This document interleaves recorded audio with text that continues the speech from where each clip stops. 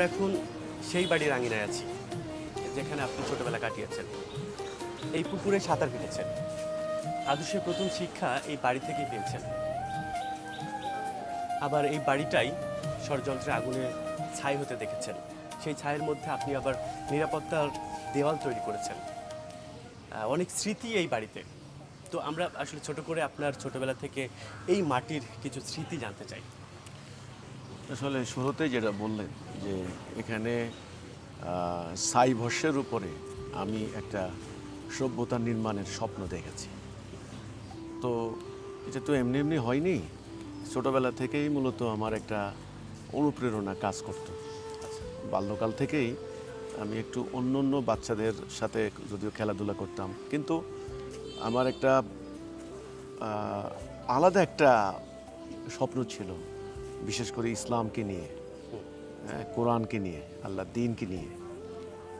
তো আসলে আমাদের গ্রামীণ যে পরিবেশে আমরা বড় হয়েছি, এখানে স্মৃতি বলতে তো অনেক কথা। তখন তো এত বাড়িঘর ছিল না, এগুলো মাঠ ছিল। তো কে ধনী, কে দরিদ্র, কে শিক্ষিত, কে নিরক্ষর, তো আসলে এটা আমাদের মধ্যে এটা কোনো ডিফারেন্স মেক করতো না।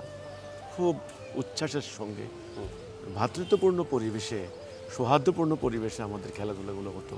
কিন্তু আমি যখন কলেজে গিয়েছি তখন আমার একটা স্বপ্ন এসেছে। স্বপ্নটা হলো বিশ্বময় মুসলমানদের উপরে যখন তখন ওই টাইমে বসনিয়া হার্জেগোভিনা ওটার উপরে অত্যাচার হচ্ছে, চেচনিয়ার মুসলমানদের উপরে, আফগান মুসলমানদের উপরে, তখন নিয়মিত বিবিসি শুনতাম।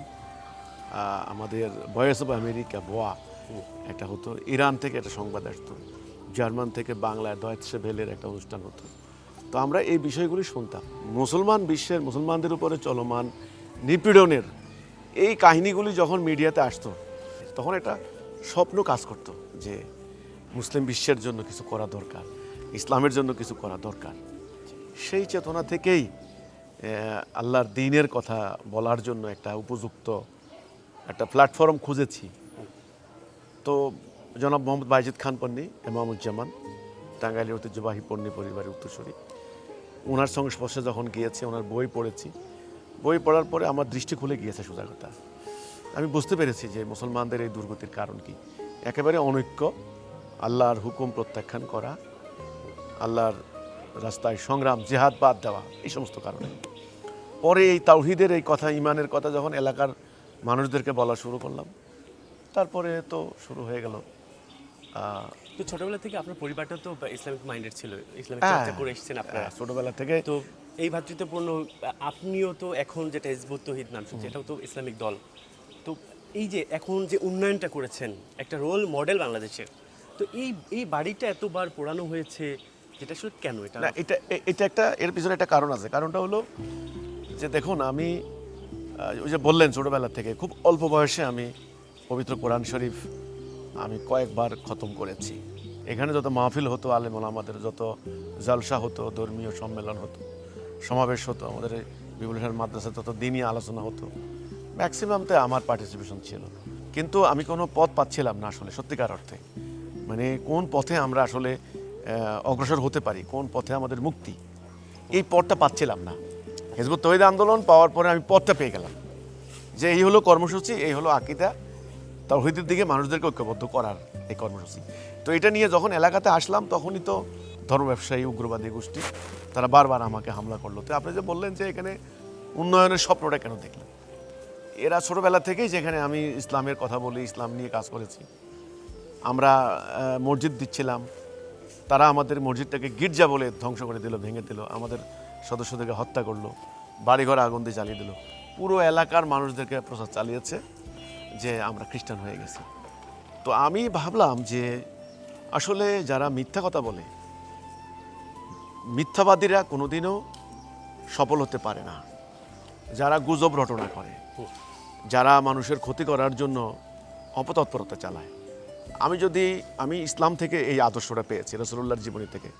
অত্যন্ত ধৈর্যের সাথে, অত্যন্ত সবরের সাথে আমি আসলে কি চাই, আমার আসলে উদ্দেশ্য কি, লক্ষ্য কি, আমি যদি সেটা এলাকার মানুষদের সামনে দৃশ্যমান করে তুলে ধরতে না পারি, তাহলে কি এই আয়োজনটা সেটাই যে সেটাই। তাহলে এই যে আপনার মিথ্যা আমার বিরুদ্ধে যে জিতে ধ্বংস করলো, সেখানে আপনি প্রতিশোধ না নিয়ে না, আপনি right, সেটা right. উল্টা উন্নয়ন করলেন। রাইট, আমি সেটাই ভাবলাম যে না, আসলে ওরা মিথ্যা কথা বলেছে, আমি যদি মিথ্যা বলি, আচ্ছা। ওরা অগ্নিসংযোগ করেছে, আমিও যদি অগ্নিসংযোগ করি, ওরা আমার মানুষ হত্যা করেছে, আমি যদি ওদের দুজনকে পেয়ে রাস্তা হত্যা করি, তাহলে এখানে ভালো মন্দ ন্যায় অন্যায়ের আর পার্থক্য থাকে না।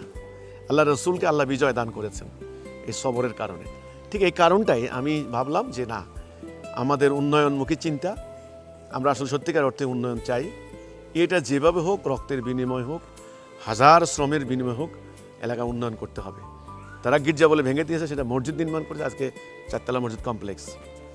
এখানে আমাদের এই স্কুল, আমরা স্কুল দিয়েছি, আমাদের বাচ্চারা এখানে শত শত বাচ্চা লেখাপড়া করে, অনেক গরিব মানুষ আছে স্কুলে। তারা বলতো মানে অসম্ভব মিথ্যা কথা বলতো। তো এখানে আমরা প্রায় গরুর খামার দিয়েছি, গাভীর খামার দিয়েছি, আপনার এই পাশে একটা হাসপাতাল দিয়েছি, এখানে বহু মানুষ এখানে চিকিৎসা সেবা পাচ্ছেন। গার্মেন্টস ফ্যাক্টরি দিয়েছি, গ্রামের অনেক নারী তারা আজকে ইনকাম করছেন, তাদের সংসারে সচ্ছলতা এসেছে, তারা আছে বেকারত্ব দূর হয়েছে। তো এখানে কৃষিভিত্তিক, শিল্পভিত্তিক, শিক্ষামূলক, ধর্মীয় বিভিন্ন ধরনের অন্তত 42টি উন্নয়ন প্রকল্প আমি নিয়েছি। এখন জনগণের কাছে এটা প্রমাণিত হয়েছে যে না, আসলে আমি তথা হিজবুত তৌহিদ আমরা উন্নয়নে বিশ্বাসী, আমরা মিথ্যা নয়, আমরা সত্য প্রতিষ্ঠা করতে চাই, ধ্বংস নয় আমরা নির্মাণ করতে চাই, প্রতিশোধ নয় আমরা ঐক্য ভ্রাতৃত্ব স্থাপন করতে চাই। আমরা প্রমাণ দিতে চাই আল্লাহর ইসলাম, নবীর শিক্ষা, কোরআনের শিক্ষা ভিক্ষা করা নয়, উন্নয়ন অগ্রগতির মধ্য দিয়ে একটা জাতিকে এগিয়ে নিয়ে যাওয়া। এটা তাদের হাজারো অপপ্রচারের মুখে আপনি বলতে পারেন একটা ছাই পড়েছে। ওরা এখন আর অপপ্রচার করে লাভ, মানুষ বাস্তবতা দেখতে পাচ্ছে। আসলে এটা সত্যি একটা দৃষ্টান্ত। তবে আপনার সাথে কথা বলতে পেরে আসলে ভালো লাগছে, আবার ভয়ও করছে আপনার মতন এমন একটা পার্সনের সাথে কথা বলা। তারপরে ছোট ছোট করে কিছু প্রশ্ন করতে চাই, ছোট ছোট করে অ্যান্সার নিতে চাই।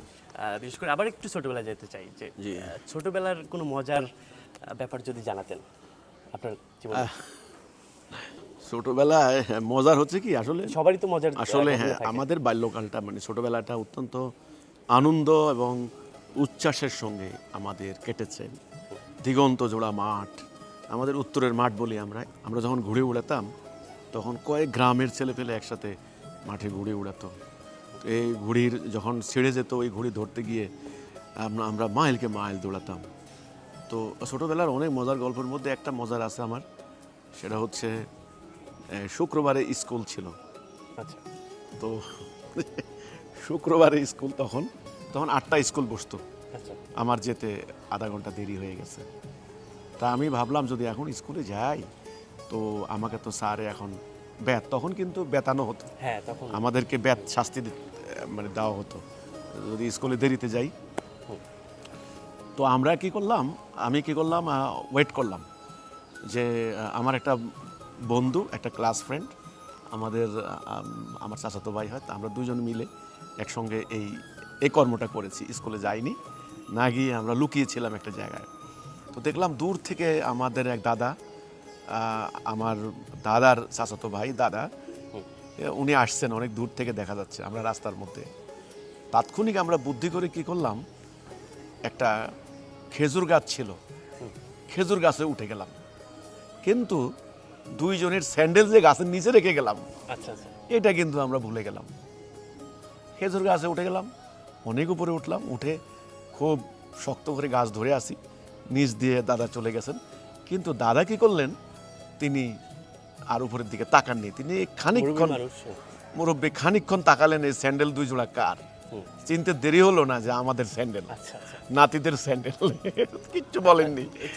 উনি খুবই বুদ্ধিমত্তার কাজ করেছেন। যদি বাইসেন্স উনি উপরের দিকে তাকাতেন, হয়তো আমরা ভয়ে পড়ে যেতে পারতাম।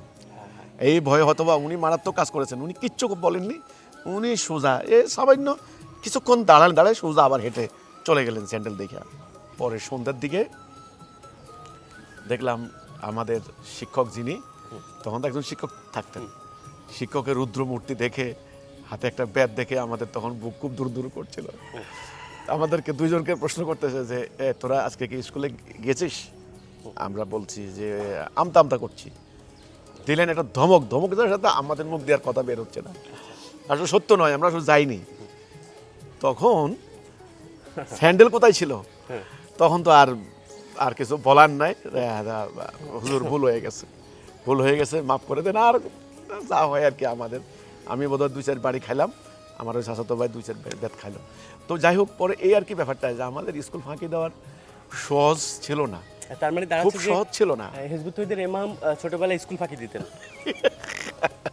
খুব সহজ ছিল না।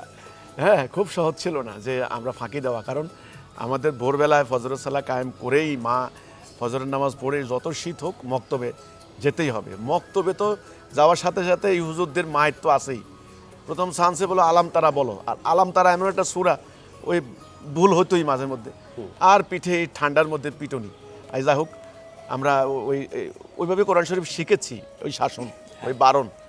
শেষ পর্যন্ত বক্তব্য থেকে এসে আবার একটু হালকা নাস্তা খেয়ে আবার অঙ্কের টিচার উনি বসে আছেন, গণিত করাবেন, ইংরেজি পড়াবেন, এখান থেকে আবার স্কুলের ঘন্টা বাজু দৌড়াতে স্কুলে আবার যেতে হবে। তো স্কুল থেকে এসে আবার দেখা যাচ্ছে খেলাধুলার মাঠের জন্য পেটে তখনও ভাত, পেট ভর্তি ভাত, গলা দিয়ে বের হবে ভাত, এই অবস্থা। কিন্তু আমরা দৌড়াতাম মাঠের মধ্যে, মা সাথে শুধু বলতেন একটু দাঁড়াও একটু রেস্ট, না খাইতে যতক্ষণ, খাওয়ার টাইম নেই। ওই যে টাইম খুবই টাইট শিডিউল, এই জন্য স্কুল ফাঁকি দেওয়া বা এইরকম কোনো সুযোগ ছিল না। তো আমি যেটা বলার চেষ্টা করছি যে সেটা হচ্ছে আসলে আমাদের একটা কঠিন একটা শাসন বারণের মধ্য দিয়ে আমাদের পারিবারিক সামাজিক শাসন। আমরা ছোটবেলা থেকে যখন রাস্তায় ঘুরতাম, আমার মনে আছে আমি সূরা পড়তাম, খালি সূরাগুলি যেগুলো মক্তবে পড়াইতো এগুলো আমি পড়তে পড়তে এটা মশক করতাম, জোরে জোরে মশক করতাম। তো আমাদের মুরব্বীরা বলতো বাহ মারহাবা, বাহ বাহ, মাশাল্লাহ মাশাল্লাহ, আরেকটা বলো, এই যে এরপরে দিয়ে হাসবি রাব্বি জাল্লাল্লাহ, এগুলো আমরা জোরে জোরে বলতাম। অর্থাৎ আমার স্পষ্ট মনে আছে বাল্যকালে আমরা কঠিন একটা শাসন বারণ, একটা ডিসিপ্লিনের মধ্য দিয়ে, একটা ইচ্ছা করলেও যে বাজারে যাব এই সুযোগ আমাদের ছিল না। তো এই ডিসিপ্লিনের মধ্য দিয়ে আমরা বড় হয়েছি। ছোটবেলায় আপনি কেমন ছিলেন? আপনি কি নরম ছিলেন? ছোটবেলা আসলে কি, আমাকে যদি সত্যিকার অর্থে কি আমার এমনিতেই আমি কারোর সাথে খুব তর্ক করতে পারতাম না। খুব পেশালের লোক সাথে যখন তর্ক করতো না, আমি আর পারতাম না, আমি কথা বন্ধ করে দিতাম। এত এত মিথ্যা বা এত ছলনা, এটা আসলে আমি পারতাম না খুব একটা। তো আমি তর্ক করতাম না, কিন্তু আমার জিদ আসলে একটু বেশি, একরোখা জিদটা আসলে ছিল মারাত্মক। সেটা হলো আমার উপর যদি কেউ মিথ্যা কথা বলতো, যেটা আমি করি নাই, আছে না বাচ্চাদের মধ্যে স্কুলে একজনের দোষ আরেকজনকে দিয়ে দেওয়া, চাপিয়ে দেওয়া, এ ধরনের যদি কোনো ঘটনা থাকে তাহলে আমি সঙ্গে সঙ্গে প্রতিক্রিয়া দেখিয়েছি। মানে কোনো একটা মিথ্যা যেটা আমি বলি নাই, যেটা আমি করি না, যেটা আমার বৈশিষ্ট্য নয়, সেটা আমার উপর চাপিয়ে দেওয়া হচ্ছে, এটা আমি মানতে পারতাম না। এই জন্য আমি একদিকে বলতে পারেন যেমন আমি একদিকে খুবই তর্ক বিতর্ক খুব একটা পছন্দ করতাম না, আর আরেক দিকে কিন্তু খুব একরোখা একটা মাইন্ড ছিল, ওই সহ্য করতে পারতাম না, আমার উপরে কেউ চাপিয়ে দিবে এটা আমি সহ্য করতাম না। তো অনেকটা সময় তো গেল, এই যে ছোটবেলা বড় হলেন, তারপরে কলেজ ইউনিভার্সিটি পার করে এখন একটা বড় দায়িত্বে আছেন। তো এই সময় এসে আপনি তো একাও থাকেন, যখন খুব একা থাকেন তখন আসলে কি ভাবেন, কি মনে হয়?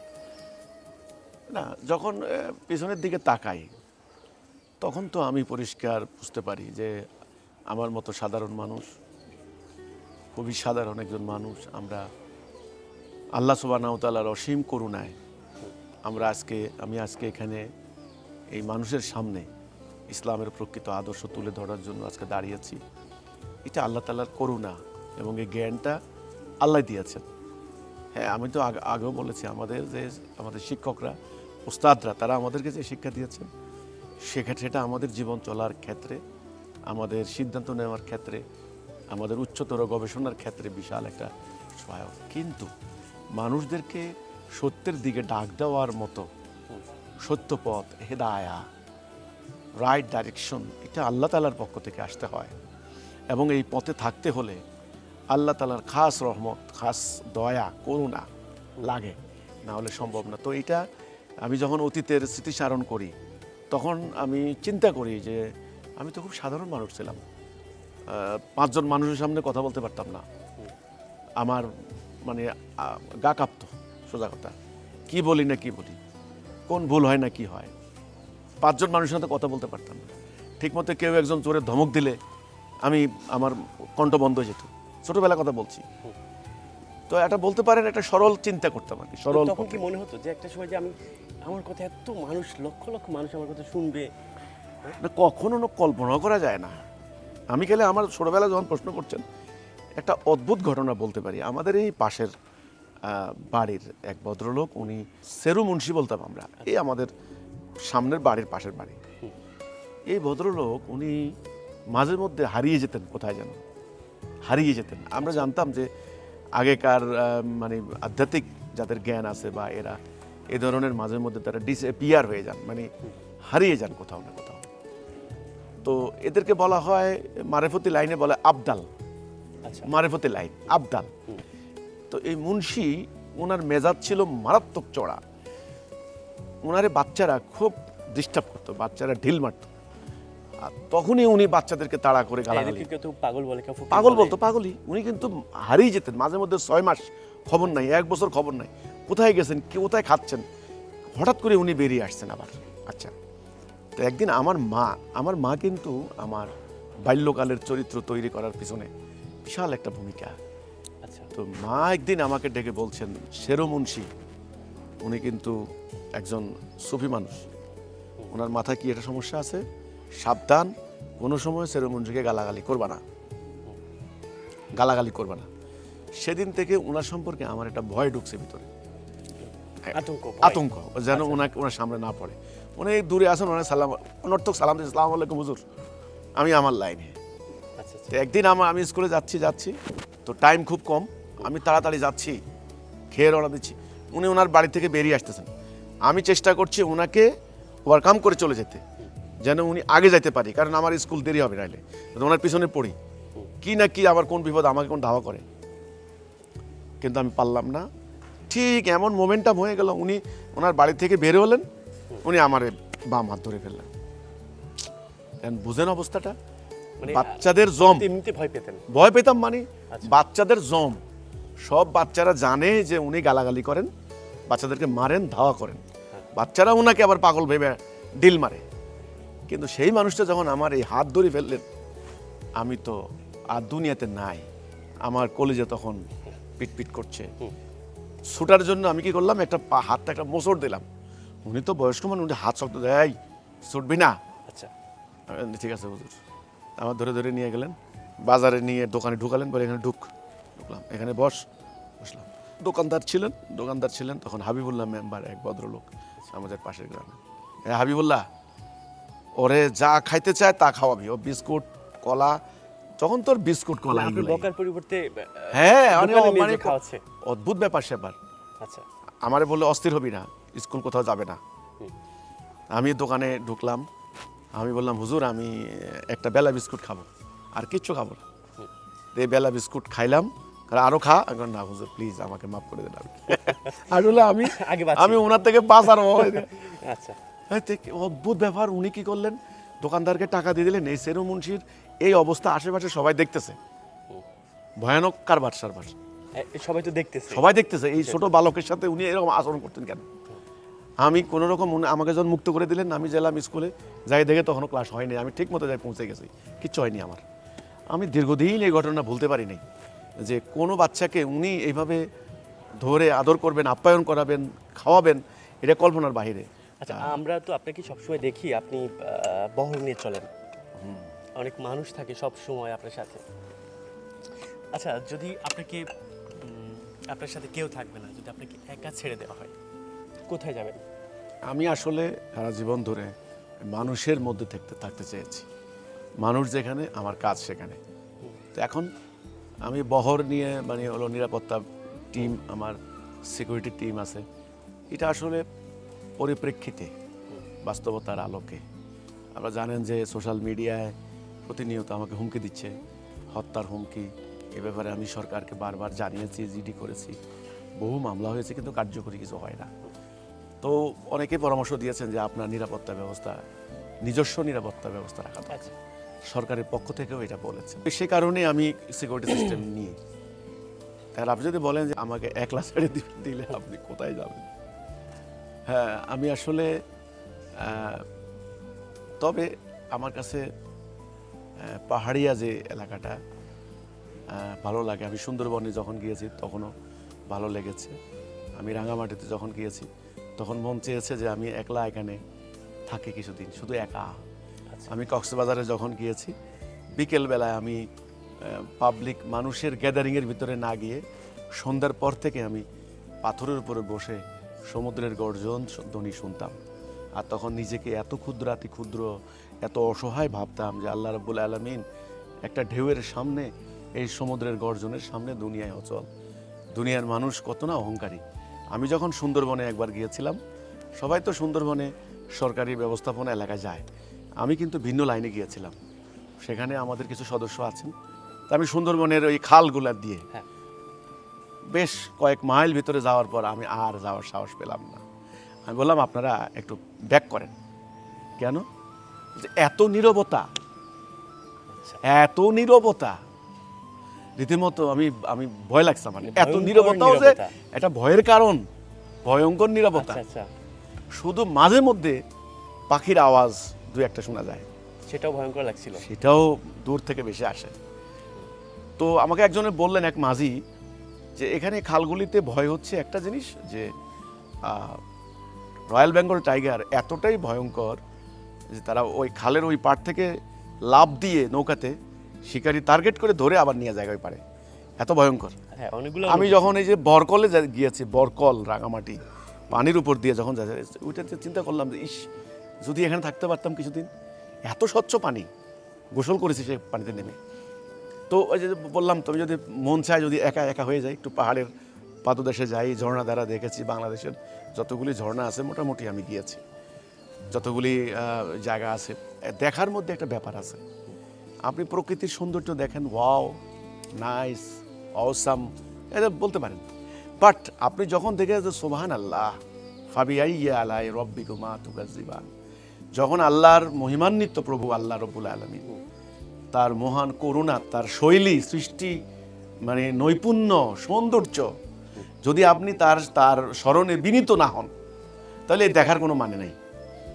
আচ্ছা, সোশ্যাল মিডিয়াতেও আসলে আমরা যখন দেখি এবং মানুষের মন্তব্য আমরা দেখতে পাই যে আপনি অনেক আসলে খুব ভারী একটা মানুষ, গম্ভীর একটা মানুষ, কিন্তু আপনার সাথে কথা বলে কিন্তু মনে হলো না আপনি এতটা না, ভারী। অনেকে বলে যে উনি খালি রাগান্বিত হয়ে বক্তব্য দেয়, কেন সব বক্তব্য খালি রাগর্ত স্বরে বক্তব্য, আর কঠোর মানুষ একজন। আসলে দেখেন, আমার বক্তব্যটা কিন্তু, আমি যখন এই বিকৃতির কথা বলতে যাই, তখন আমার ভেতরের যে অনুপ্রেরণাটা কাজ করে, তখন আমাকে সেই ভলিউমে, সে সাউন্ডে, সে আবেগ নিয়ে যখন কথা বলি, তখন এটা হয়। তো আসলে বাস্তবে তো আমি আমাদের বন্ধু বান্ধব, আমাদের আত্মীয় স্বজন, আমি ফ্যামিলির সবাইকে নিয়েই তো স্বাভাবিক জীবন যাপনের আপনার বাবা আছে, আপনি নিজের বাবা। আমার দুই সন্তান, তাহলে, আলহামদুলিল্লাহ, আপনি দুই ছেলে। আপনি কি কাঁদেন? যদি বলি শেষবার কখন কেঁদেছেন, কেন কেঁদেছেন? কান্নার ব্যাপারটা অনেকটা বিভিন্ন ঘটনার পরিপ্রেক্ষিতে। আমি মাঝে মধ্যে যখন আমার আলোচনার মধ্যে এমন আলোচনাগুলি আসে, রাসূলুল্লাহ সাহাবীদের সেই ঐতিহাসিক ঘটনা, যারা রক্ত দিয়েছেন, সেই ঘটনাগুলি বলতে গেলে আমি স্থির থাকতে পারি না। আবার আমার বাড়িতে যখন দুইজন ভাইকে জবাই করে হত্যা করেছে, তাদের হত্যাকাণ্ডের দৃশ্যগুলি যখন আমি মেমোরাইজ করার চিন্তা করি, আমি যখন এটাকে ভিজুয়ালাইজ করার চিন্তা করি যে আমার দুইটা ভাইকে জবাই করেছে, চোখ তুলে নিয়েছে, তখন আসলে আমার চোখের পানি আর ধরে রাখতে পারি না।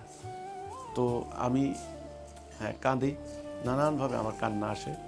তো ম্যাক্সিমাম এইসব কারণেই। এই যে যখন কাঁদেন বা খুব বেশি কষ্ট হয়, তখন কাকে বেশি মনে করেন? আসলে যখন কষ্ট লাগে, ঠিক আছে, তখন সবচাইতে প্রিয়জন, আপনজন, আবার আমি আল্লাহর কাছে সেজদা করি, বলি যে আল্লাহ, তুমি আমাকে স্বাভাবিক করে দাও, আমাকে কষ্ট সহ্য করার হিম্মত দাও। যেমন যেদিন 2016 সালে 14ই মার্চ আমাদের দুটা ভাইকে হত্যা করলো, তারা আগুন দিয়ে জ্বালিয়ে দিল, তাদের লাশ সোনাইমণি থানাতে পোড়া লাশ। আমাদের একজন কর্মী সেই লাশ উদ্ধার করে যখন তাদের গ্রামের বাড়িতে নিয়ে গেছিল, তখন আমি রাত 3টা বাজে, আমি ঘুমাতে পারি নাই। আমি অনেক চেষ্টা করছি সারাদিন শক্ত থাকতে, কারণ আমাকে পুরো ব্যাপারটাকে ট্যাকেল দিতে হয়েছে। শক্ত থাকতে চেষ্টা করেছি, কিন্তু যখন আমি দরজা বন্ধ করে ঘরে ঢুকলাম আর আমি শক্ত থাকতে পারলাম না। আমি তখন কান্না শুরু করলাম। আমি শুধু আল্লাহর কাছে এটা বলেছি যে আল্লাহ, আমাদের শহীদ ভাইদের এই রক্তের বদলা নেওয়ার জন্য আল্লাহ তুমি আমাকে ক্ষমতা দাও, তুমি আমাকে সাহস দাও। নির্দোষ একেবারে নিরপরাধ দুটি ভাইকে নিষ্ঠুরভাবে হত্যা করেছে। তো এই যে যখন বলেন যে কার কথা মনে পড়ে, হ্যাঁ, আল্লাহর কথা তো মনে পড়ে, কিন্তু আপনজন বললেন, আপনজনের মধ্যে কার কথা মনে পড়ে? আপনজনের মধ্যে স্বাভাবিকভাবে আমার মা আছেন, আব্বা আছেন, আমার স্ত্রী আছেন, ওদের কথা মনে পড়ে। আবার আমার সন্তানের কথাও মনে পড়ে। আচ্ছা, আপনার মায়ের কথাই যদি জানতে চাই, মা কেমন ছিল, বা মায়ের এমন কোনো বিষয় আছে কিনা যেটা আপনাকে খুব নাড়া দেয়? হ্যাঁ, খুব নাড়া দেয়। আসলে ছোটোবেলা থেকে তো আমি তো আমার মায়ের প্রথম সন্তান। আমি একদম ছোটোবেলা থেকে আমার মাকে আমি দেখেছি। আমার মায়ের মতো আসলে প্রত্যেক সন্তানই তার মাকে প্রশংসা করে, স্বাভাবিক কথা। মাকে শ্রদ্ধা করবে, এটা স্বাভাবিক কথা। কিন্তু আমার মনে হয় আমার মায়ের ব্যাপারে আমার একটু ভিন্ন একটা। তো মা কোনোদিন আমাকে গালি দিতেন না। মা কেন যেন আমার ইসলামের ব্যাপারে, আরবি পড়ানোর ব্যাপারে কঠোর ছিলেন, খুবই আন্তরিক ছিলেন, অসম্ভব পরিশ্রম করেছেন। তো সেই মাকে যখন 16 সালে যখন তারা আক্রমণ করলো, আমার মায়ের মাথা ফেটে গেছে। আমি প্রথম খবর পাইলাম মা অজ্ঞান হয়ে গেছেন, গাড়িতে উনি অজ্ঞান। তখন আমি আল্লাহর কাছে বলছি, আল্লাহ, আমি কি মাকে দেখতে পাবো না? তো মাকে জেলে নেওয়া হলো। মা 4 মাস জেলে ছিলেন। জেলখানায় ওনাকে পুলিশ, কয়েদি, অন্যরা অসম্ভব মা বলে সবাই সম্বোধন করতেন। আমার আব্বাকে কোমরে রশি বেঁধে সোনাইমুড়ি থানার সামনে নিয়ে তারা ফটো সেশন করেছে। ইত্তেফাকে, ইনকালাবে সে ফটোগুলি দিয়েছে ষড়যন্ত্র করে। এখানে সোনাইমুড়ি তারা কারা, এগুলো তো ইনশাল্লাহ সময় মতো আপনাদের সামনে বলবো। তো যাই হোক, এই মানে কথাগুলি যখন আমি ভাবি, তখন চিন্তা করি যে আল্লাহ, তুমি আসলে তাদেরকে তো দুনিয়াতে কিছু দিতে পারলাম না, আমরা করতে পারলাম না। তোমার দিনের জন্য ওনারা এত কষ্ট করলেন, আল্লাহ তুমি তাদেরকে জান্নাতের সর্বোচ্চ মর্যাদা দিও আল্লাহ। এই হচ্ছে আপনি কথাটা। তো দেশ সেরা মেধাবী একজন শিক্ষার্থী ছিলেন, তো আপনার জন্য যে কোনো চাকরি খুব একটা বা সহজ ছিল। আপনি অনেক ভালো আরামাইশে জীবনযাপন করতে পারতেন, কিন্তু এই সংগ্রামী জীবন কেন বেছে নিলে, এই পথ কেন? আসলে এই যে হিজবুত্তরটা আসলে কি? আচ্ছা দেখেন, কেন? এই যে কথাটা বললেন যে দেশ সেরা স্টুডেন্ট, আমি আসলে 94-এ আমি প্রথম শ্রেণীতে প্রথম হয়েছিলাম আমাদের ডিপার্টমেন্টে সারা বাংলাদেশে। তো আমি 17তম বিসিএস ক্যান্ডিডেট ছিলাম, 17তম। তো আমার আব্বাও মনে করতেন যে আমি এটা হয়তো সরকারি চাকরি করব। আমি মানে ওরকম প্রস্তুতি নিচ্ছিলাম যে বাংলাদেশের একটা ভালো একটা চাকরি করব, যা হয় আর কি সমাজের। শিক্ষিত করলে বাবা মার যে আশা আকাঙ্ক্ষা, পরিবারের স্বপ্ন, সেটাও আমার মধ্যে ছিল। কিন্তু ওই যে বললাম বাস্তবতা, যে এই আন্দোলনের ডাক যখন পেলাম, ইমামুজ্জামান যখন আমাকে এটা বুঝালেন যে দেখো, আজকে তোমার মতো লক্ষ লক্ষ স্টুডেন্ট ভালো রেজাল্ট করে, চাকরি বাকরি করে, তারা আয় রোজগার করে, বাবা মাকে কেউ দেয় না, নিজেদের উন্নয়ন করে। কিন্তু আল্লাহর জন্য, আল্লাহ দ্বীন প্রতিষ্ঠা করার জন্য তোমাদের মতো কে আছে? সবাই যদি খালি রুটি রুজি দুনিয়া হাসিলের জন্য ব্যস্ত থাকো, আল্লাহকে বিজয় করবে কে বলো? এই কথাটা আমার মনে নাড়া দিয়েছে। তখন আমি সিদ্ধান্ত নিলাম যে না, আমি আল্লাহ আমাকে যা দিয়েছেন আর কি, ক্ষুদ্র জ্ঞান, সামান্য। এটা কত সালে? এটা 98-এর ঘটনা। আচ্ছা, আমি 95-এ, তো 94-এ আমার রেজাল্ট দিল, 95-6 আমি মাস্টার্স কমপ্লিট করে ফেললাম।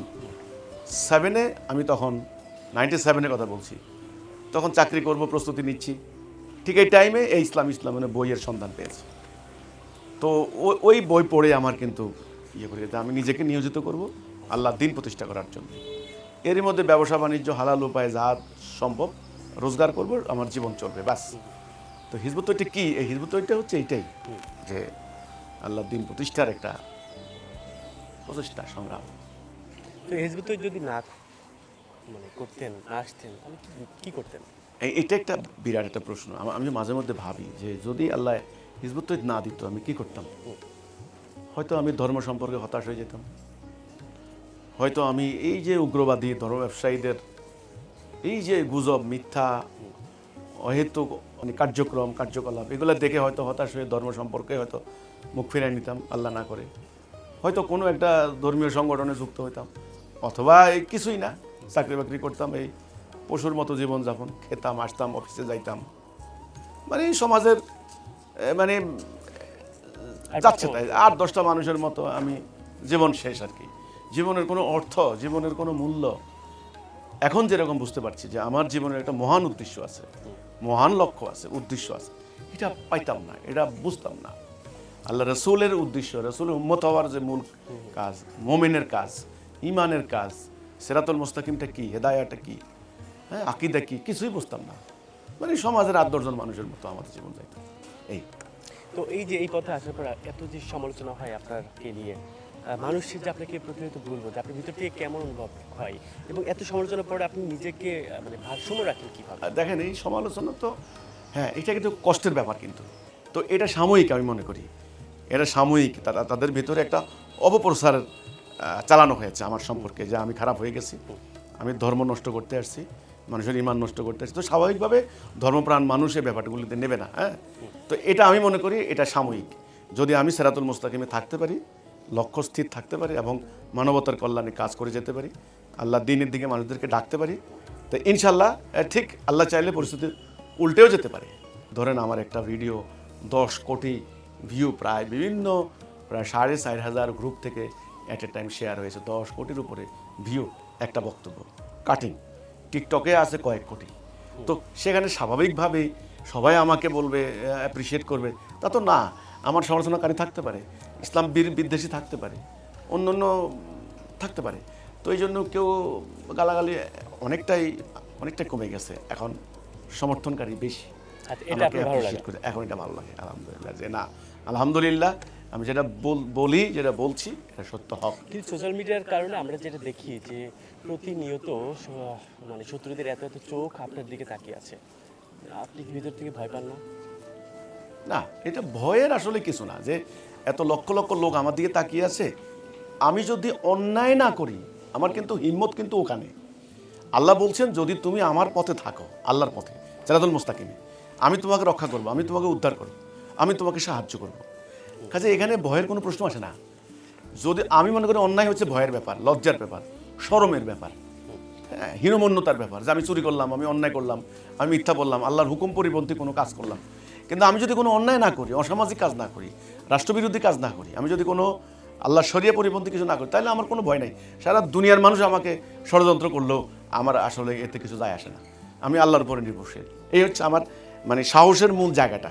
তা আপনি যেই পথে এত দৃঢ়, ধরুন এই পথে একটা সময় আর কেউ যদি না থাকে, যদি আপনাকে একা হাঁটতে হয়, ওই যে আমাদের ইমামুজ্জামান বলেছেন, যদি এই মহাসত্য আল্লাহ দান করেছেন, যদি তোমরা কেউ না থাকো তবে একলা চলো রে। রবীন্দ্রনাথ এটাই বলেছিলেন, আমাদের ইমামুজ্জামানও বলছেন যে তোমরা যদি কেউ আমার সাথে না থাকো আমি একা যাও। রাসূলুল্লাহ এই কথাটাই বলেছিলেন, যে ওনার চাচা যখন বললেন যে কাফেররা বলল যে তুমি এটা নিবা কিনা, রাসূল বলছেন যে ওরা যদি এক হাতে চন্দ্র এক হাতে সূর্য এনে দেয়, তবুও মোহাম্মদ এই পথ ত্যাগ করবে না, হয় আল্লাহর বিজয় না হলে শাহাদাত। আমারও সেম কথা, কেউ না আসলে আমি একলা। তাহলে আপনি লড়লেন, কিন্তু আপনার প্রজন্ম, আপনার সন্তানেরা যদি আপনার এই পথে না আসে, তাদেরকে কি বলবেন? হেদায়াতের ব্যাপারটা আল্লাহর হাতে। আমার সন্তানরা যদি তাদের কিসমতে, তাদের ভাগ্যে যদি হেদায়াত থাকে, আল্লাহ ওদের প্রতি রহম করে, দয়া করে, আর ওরাও যদি সত্য নেওয়ার মানসিকতা থাকে, তাহলে অবিসম্ভাবী রূপে তারা সেটাকে অ্যাপ্রিসিয়েট করবে, যত বিরোধিতাই হোক, যত ষড়যন্ত্রই হোক। আর আমার একটা আত্মবিশ্বাস আছে, আমি যদি সরল পথে থাকতে পারি, আমি যদি অন্যায় না করি, অবিচার না করি, বৈষম্য না করি, জুলুম না করি, তাহলে অবিসম্ভাবী রূপে আমার সন্তানরা সঠিক পথে থাকবে ইনশাল্লাহ, সেটা আত্মবিশ্বাস আমার আছে। আচ্ছা, আমরা শুনলাম যে আপনি কক্সবাজার গেছেন। হ্যাঁ। আচ্ছা, ধরুন আপনি আবারও কক্সবাজার গেছেন, সমুদ্রের সেই পাড় দিয়ে হাঁটছেন, হঠাৎ করে সামনে কিছু শিশু, বাচ্চাদের দেখা পেলেন। তো তারা হলো রোহিঙ্গা শিশু, কিছুটা সময় পেলেন তাদের সাথে কথা বলার, তো আসলে কি বলতেন ওই বাচ্চাদেরকে? রোহিঙ্গা শিশুদের যদি আমি পেতাম, আমি তাদেরকে বলতাম যে তোমরা ত্রাণ ভিক্ষা করো না।